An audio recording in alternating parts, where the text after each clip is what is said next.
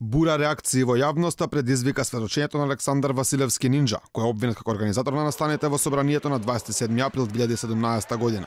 Нинџа, кој се соочува со висока затворска казна, вината од себе префрли кај други. Тој во судот однесувајќи се како адвокат, а не како обвинет, сведочеше дека од кабинетот на претседателот на државата се подготвувало прогласување на воена состојба. Сомнеш врз вистинитоста на неговите искази фрлат изјавите од сите релевантни институции.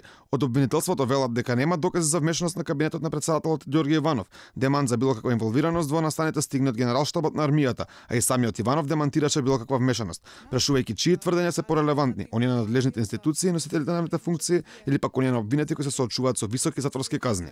Обвинителката Вилма Рускоска јасно потврди дека јавното обвинителство нема докази за вмешаност на кабинетот на претседателот во настаните од 27 април. Генералштабот на армијата на Република Македонија исто така демантираше инволвираност во настаните од 27 април и повика на транспарентност во доставување на информации во врска со овие настани.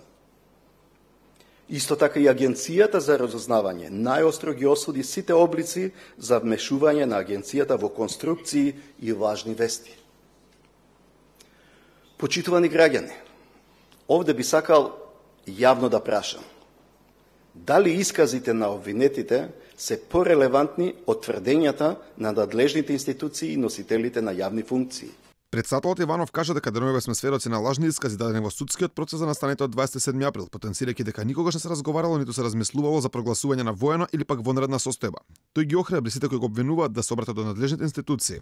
Ги охрабрувам сите оние кои ме обвинуваат слободно да се обратат до надлежните институции, Министерството за одбрана, Армијата на Република Македонија, Агенцијата за разузнавање, Управата за безбедност и контраразузнавање и други институции кои се споменуваат и да побараат веродостојни информации за планските и дневните активности на секој старешина, командант и војник. Истиот исказ како во судот Нинџа пред речиси половина година го дал во јавното обвинителство, што уште повеќе фрла сомнеш врз вистинитоста на неговите тврдења, бидејќи обвинителите имале долг период да најдат поврзаност на Иванов со настаните.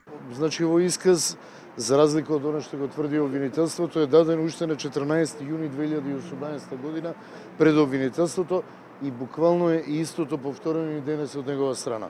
Иванов вчера кажа дека ова не е ништо друго освен класична хајка и линч, соочено смислено сценарио против него, неговиот кабинет и наведените институции. Тој уверува дека со нарачани лажни искази и генерирање лажни вести нема да се прикрие реалноста и вистинските нарачатели на настаните од 27 април.